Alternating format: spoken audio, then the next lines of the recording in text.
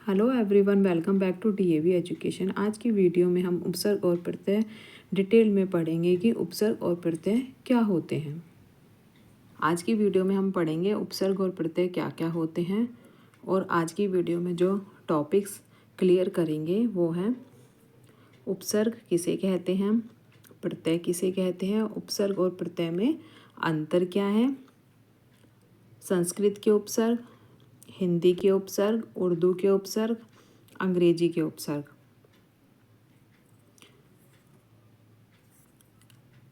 ये तो हो गए उपसर्ग के टॉपिक। उसके बाद है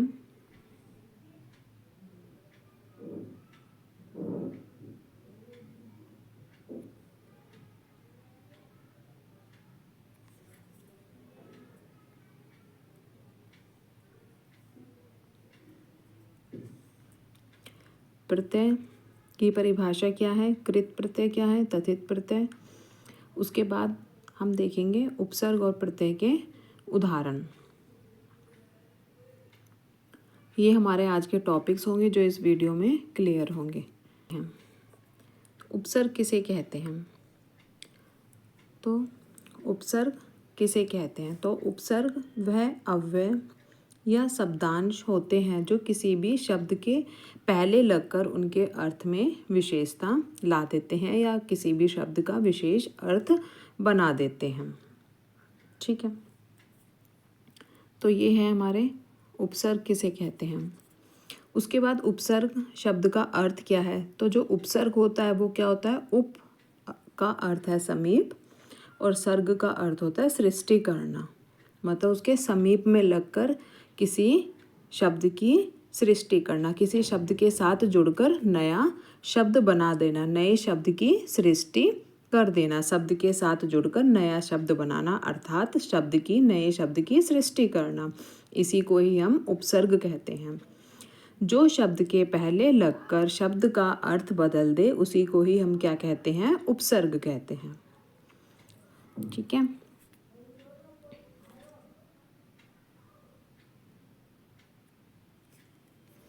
फिर है प्रत्यय किसे कहते हैं।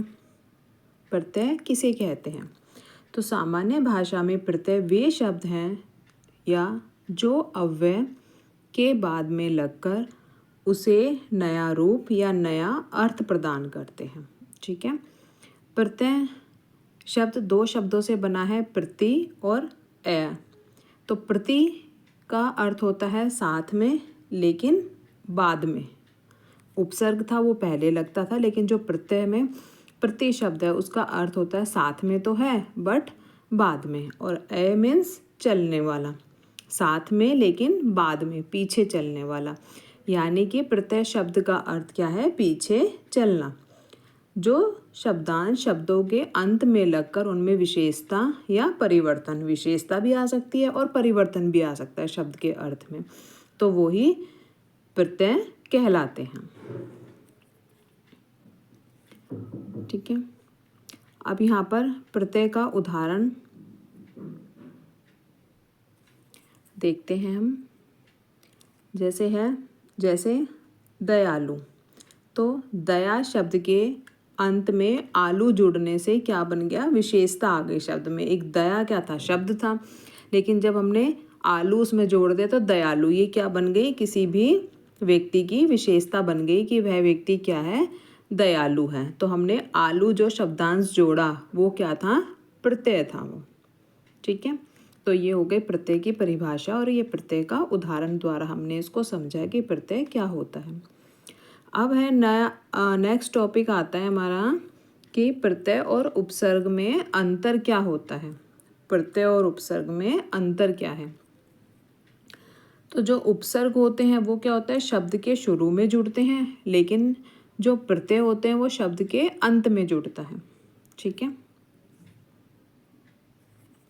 उसके बाद दूसरा जो उदाहरण है वो है उपसर्ग जुड़ने पर मूल शब्द का अर्थ बदल सकता है। उदाहरण जैसे प्र जमा चार, तो प्रचार, इसमें क्या है, चार तो मूल शब्द था और जो प्र है वो क्या है, उपसर्ग है।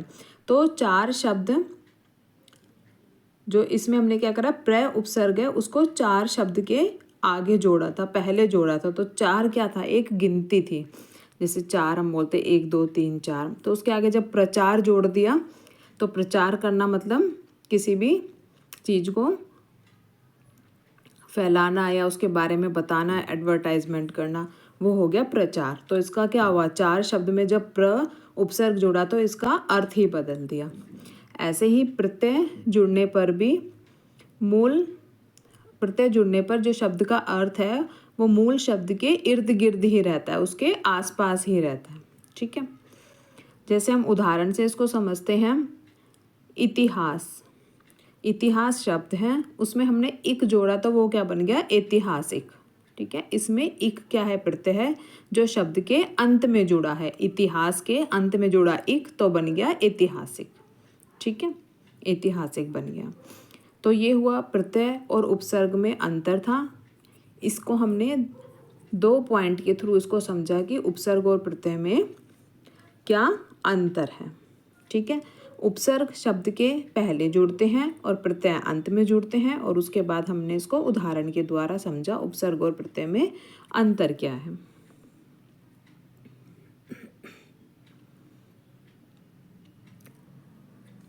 उसके बाद है एक उदाहरण और दे रखे हैं यहाँ पर कुछ उदाहरण। प्रहार, प्र जमा हार, तो हार शब्द था उसमें प्र जोड़ा हमने तो क्या बन गया वो प्रहार। तो प्र इसके अंदर क्या है, उपसर्ग है। ठीक है, प्र क्या है, उपसर्ग है। ऐसे ही कार में उप जोड़ा तो उप क्या है, उपसर्ग है। आहार में हार के अंदर हमने आ जोड़ दिया पहले, तो आ क्या है, उपसर्ग है, तो शब्द बन गया आहार, उपकार और प्रहार। तो ये तीनों किसके हैं, उपसर्ग के उदाहरण हैं।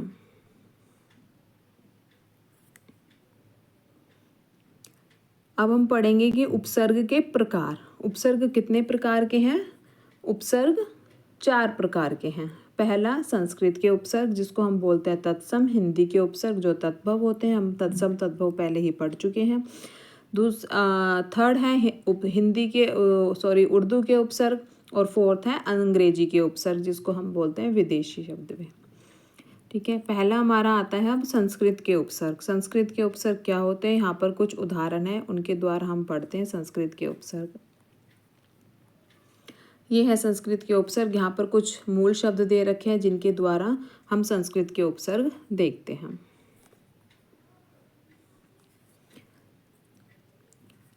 ये हैं उपसर्ग, फिर उनके हमें अर्थ भी दे रखे हैं और जो उनसे शब्द बने हैं उनके हमें एग्जाम्पल्स दे रखे हैं। यहाँ पे अति, अति शब्द का अर्थ होता है अधिक, तो अति से हमने ये सारे के सारे उपसर्ग बनाए हैं। अतिशय, अतिक्रमण, अतिवृष्टि, अतिशीघ्र, अत्यंत, अत्याचार।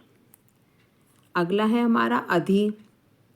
अधि का अर्थ क्या होता है, प्रधान या श्रेष्ठ। अधि शब्द का अधि जो उपसर्ग है उसका अर्थ क्या है, प्रधान या श्रेष्ठ। अधिनियम, अधिनायक, अधिकृत, अधिकरण, अध्यक्ष या अध्ययन, ये सारे अधि के उदाहरण हैं।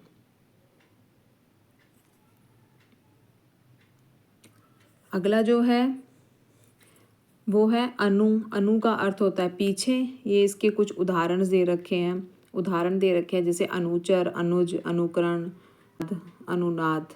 ठीक है, अगला है हमारा अप। अप का अर्थ होता है, अप का क्या अर्थ होता है, बुरा।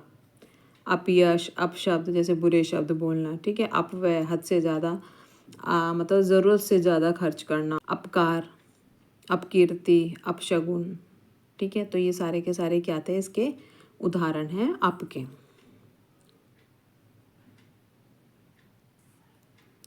अगला आता है अभि। अभि का होता है पास, अभिवादन, अभिमान। ठीक है, अभिनय, अभिभाषण। उसके बाद है अव। अव का अर्थ है हीनता, अवगुण। ठीक है, अवगति, अवज्ञा, अवरोहण। ऐसे ही अगला है आ। आ का अर्थ है तक या से, आघात, आरक्षण। ठीक है, आगमन, आमरण, आजीवन, जन्म। तो ऐसे ही हमारे संस्कृत के उपसर्ग के ये उदाहरण हैं। अगला है उत।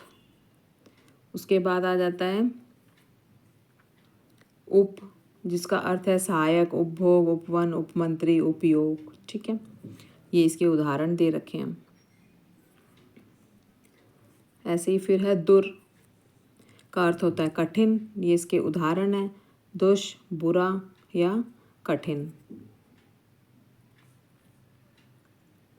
फिर है नी का बिना, निडर, निगम, निस बिना या बाहर, जैसे निश्चल, निष्काम, निष्कर्म।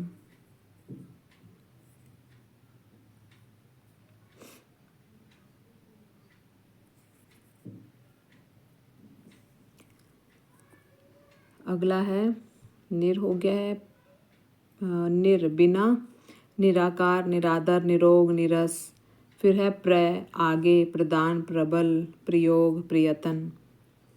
ठीक है, नेक्स्ट इसका उदाहरण है प्रा विपरीत, पराजय। ठीक है, पराक्रम, प्राविद्या। फिर अगला इसका एग्जाम्पल है परि चारों ओर, परिक्रमा करना। ठीक है, परिश्रम, परीक्षा, पर्याप्त। प्रति प्रत्येक, प्रतिदिन, प्रत्येक, प्रतिकूल, प्रतिध्वनि। अगला जो इसका एग्जाम्पल है वो है विशेष। ठीक है, विजय, विकार, विख्यात। सु का अर्थ है अच्छा, सुगंध, सुयश, सुमन, सुलभ, ये सब। फिर नेक्स्ट आता है हमारा सम। सम अच्छी तरह, ये इसके उदाहरण है। अगला है अन, नहीं और बुरा अर्थ होता है, ये इसके उदाहरण है यहाँ पर जो हमने अन लगाकर इन सारे शब्दों में, जैसे हमने अन्न को जोड़ा किसमें, अन्न को जोड़ा जैसे उपयोगी शब्द है तो अनुपयोगी बन गया। ठीक है, अन्न को जोड़ा किसमें हमने, उपयुक्त, तो अनुपयुक्त बन गया। तो ये सारे हमने इस तरह से इसके उदाहरण बनाए हैं अन्न के। अगला जो आता है वो आता है हमारा किसके, हिंदी के उपसर्ग आते हैं। ज़्यादातर संस्कृत उपसर्गों के अपभ्रंश हैं, ये विशेषकर तद्भव शब्दों के पहले आते हैं। ये ज़्यादातर तद्भव शब्दों के पहले जुड़ते हैं। जैसे इसके अंदर हमें दे रखा है अन्न, अन्न का अर्थ होता है नहीं, तो ये इसके उदाहरण है अन्न के। नहीं, तो ये अन्न से हमने बना दिया अनपढ़, अनहोनी। अध मीन्स आधा, अध पका, अध मरा, मतलब आधा ही अर्थ हुआ उसका। जैसे अध खिला, आधा खिला हुआ, जैसे फूल हम बोलते हैं ना अध खिला। तो ये संस्कृत हिंदी के उपसर्ग के उदाहरण है।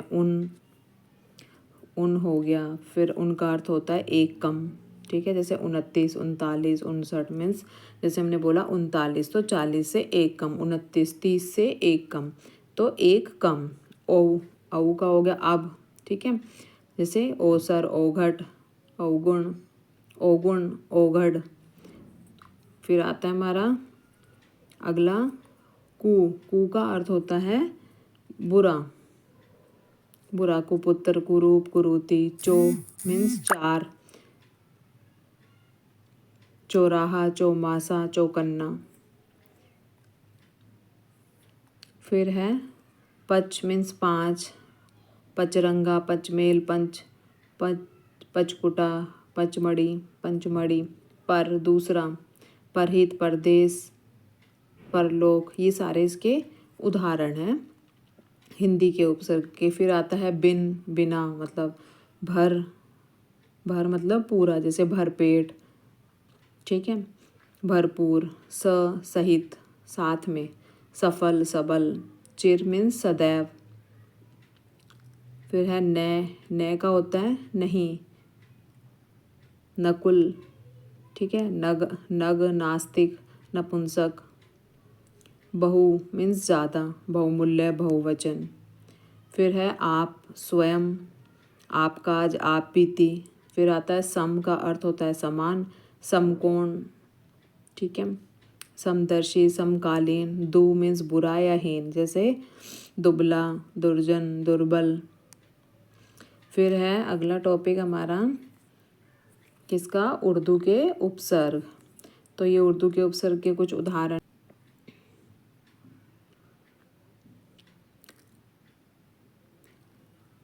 ये हैं उर्दू के उपसर्ग।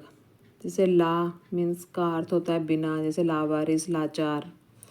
ठीक है, फिर है बद मीन्स बुरा, जैसे बदसूरत।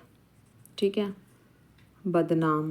बे मीन्स बिना, बेकाम, बेसर, बेअसर, बेरहम, बेरहम, बेईमान। उसके बाद है कम। कम का अर्थ है थोड़ा, कम बखत, कमज़ोर।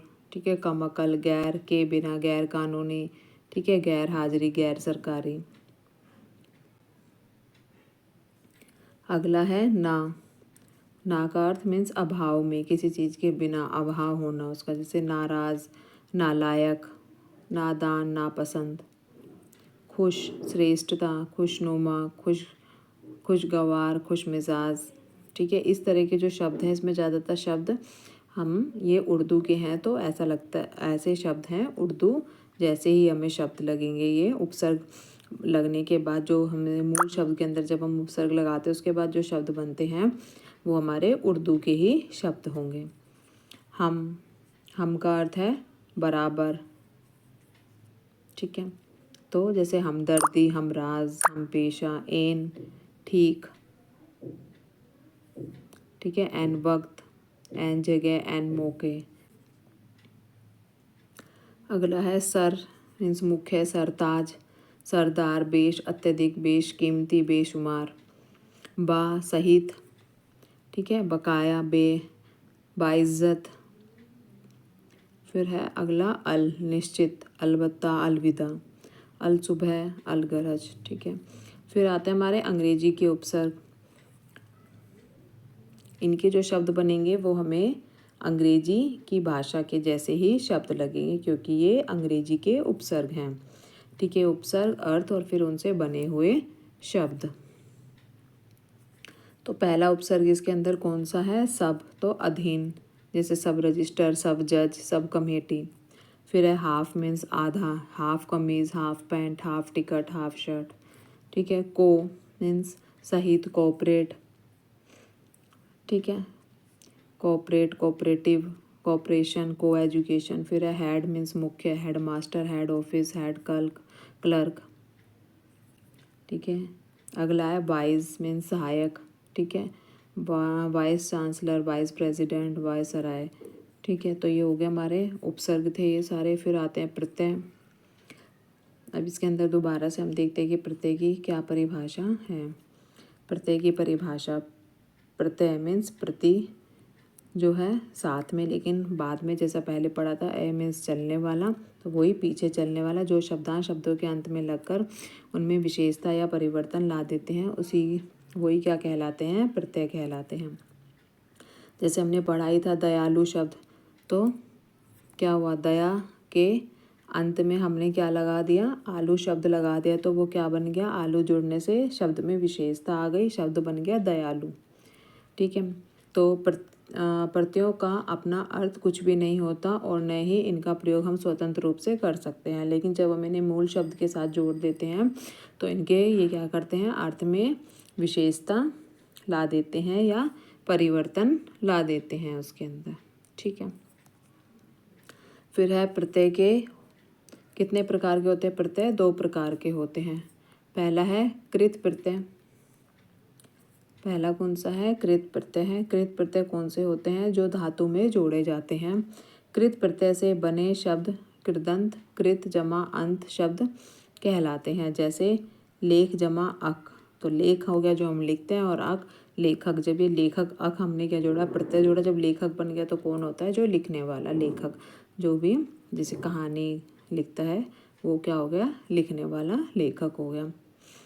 तो इसका क्या हो गया? अर्थ में परिवर्तन आ गया, विशेषता आ गई इसके अंदर। ठीक है, तो यहाँ पर अक क्या है? अक क्या है? यहाँ पर कृत प्रत्यय है अर्थ अक। तो यहाँ पर लेखक क्या है? कृदंत, तथा लेखक कृदंत शब्द बन गया। ये क्या है? कृत प्रत्यय के कुछ उदाहरण हैं। जैसे ये प्रत्यय हो गए और ये मूल शब्द या धातु दे रखी है, फिर उसके उदाहरण हो गए हैं। अक लेखक, जैसे अक हमने जोड़ा लेखक में, पाठक बन गया, क्री में जोड़ा तो कारक बन गया, गई में जोड़ा तो गायक बन गया। ये इसके उदाहरण हो गए। अब अगला आता है अन, ठीक है। तो अन हमने क्या जोड़ा, पाल में जोड़ दिया तो पालन, सह में जोड़ा तो सहन, ने में जोड़ा तो नयन, चर में जोड़ा तो चरण। तो ये बन गए इसके प्रत्यय के उदाहरण। अगला है अना, घट में जोड़ा तो घटना, तुल में जोड़ा तो तुलना, वद में वंदना, विद में वेदना। इस तरह से ये हमारे प्रत्यय के शब्द बन गए हैं, जो कि क्या है, कृत प्रत्यय है। अगला है अन्य, तो ये इसके उदाहरण है। जैसे मान में मान्य, रम में रमणीय, दृश्य में दर्शनीय, पूज में पूजनीय, श्रु में श्रवणीय। तो ये सारे के सारे इसके प्रत्यय के उदाहरण बन गए। किससे, जब हमने इसके अंदर अन्य क्या जोड़ा, प्रत्यय जोड़ा। अगला आता है हमारा आ प्रत्यय। तो सूख में जोड़ा सूख, सूखा, भूल में भूला, ठीक है। जाग में जागा, पूज में जब जोड़ा आ, पूज मूल शब्द के अंदर तो पूजा, इश में इच्छा, भिक्ष में भिक्षा। अगला है आई, लड़ाई, सिलाई, पढ़ाई, चढ़ाई, आन से उड़ान, मिलान, ठीक है, दौड़ान। ई में हरी, गिरी, दशरथी, माली, माला में माली। ईया तो क्या बन गया, छलिया, ठीक है, जड़िया, बढ़िया, घटिया। इत्थ में पठित, व्यथा में जब दौड़ा तो व्यथित, फल में फलित, पुष्प में पुष्पित। अगला आता है हमारा तथित प्रत्यय।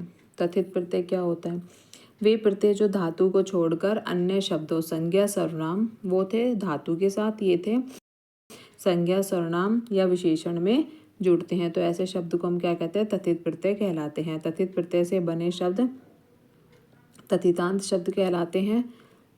तो इनको हम देखते हैं। जैसे उपसर्ग और प्रत्यय में, उपसर्ग और प्रत्यय के इसमें हमने क्या देखा, जैसे सेठ, तो हमने जोड़ा सेठ में आनी, ठीक है, सेठ था, आनी जोड़ा हमने क्या, प्रत्यय, तो बन गया सेठानी। यहाँ आनी क्या है, तथित प्रत्यय, तथा सेठानी क्या है, तथितांत शब्द है।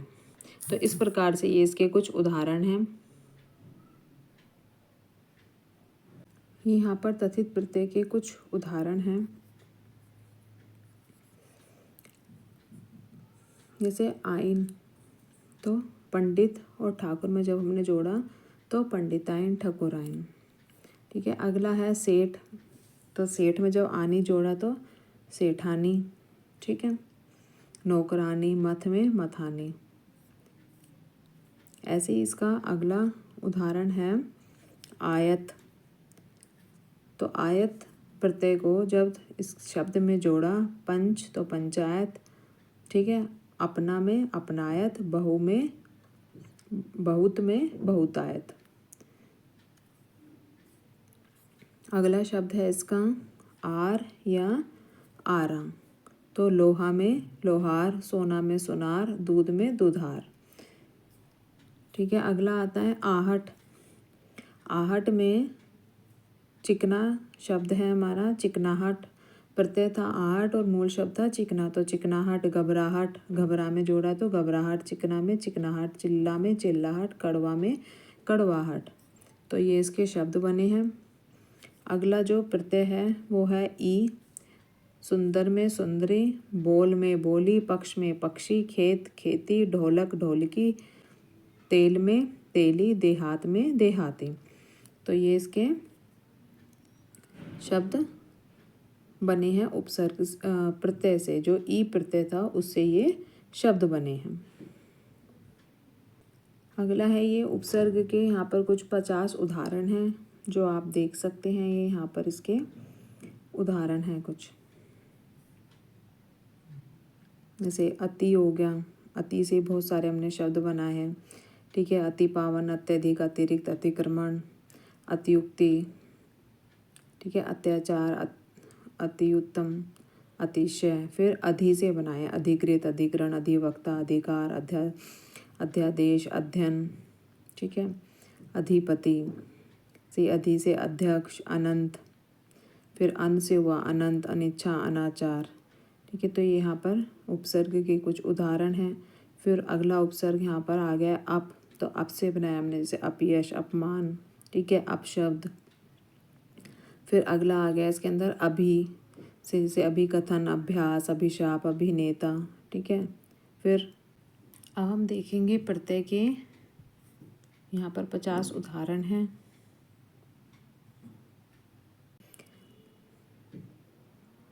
जैसे पहला है अक में पाठक, गायक, लेखक। ठीक है। उक से एता, अक्कड़, पियक्कड़, भुलक्कड़, घुमक्कड़। ऊ में कमाऊ, खाऊ, उड़ाऊ। ऐसे ही बहुत सारे इसमें प्रत्यय दे रखे हैं, जिनसे एक एक प्रत्यय के 2-2, 3-3 इसमें उदाहरण हैं। इनको आप पढ़ सकते हैं, अपनी प्रैक्टिस कर सकते हैं इनसे, और कोई भी प्रत्यय लेकर उससे शब्द बनाकर देखिए। और अगर इसमें वो एग्जाम्पल है तो आप यहाँ से सर्च करके देख सकते हैं इसके एग्जाम्पल्स। अगर कोई प्रत्यय आपको नहीं आ रहा उसे शब्द बनाना किसी मूल शब्द में प्रत्यय जोड़कर, तो आप यहाँ से इसकी हेल्प ले सकते हैं। यहाँ पर कुछ उदाहरण हैं प्रत्यय और उपसर्ग के। तो यहाँ पर ये हमारा प्रत्यय और उपसर्ग का टॉपिक कवर हो गया है। आशा है आपको ये वीडियो पसंद आई होगी। हिंदी व्याकरण के और भी टॉपिक्स देखने के लिए डिस्क्रिप्शन और प्लेलिस्ट चेक करें। डिस्क्रिप्शन में आपको प्लेलिस्ट का लिंक मिलेगा, जिसमें आपको हिंदी व्याकरण के और भी टॉपिक्स की वीडियो मिलेंगे। And thanks for watching.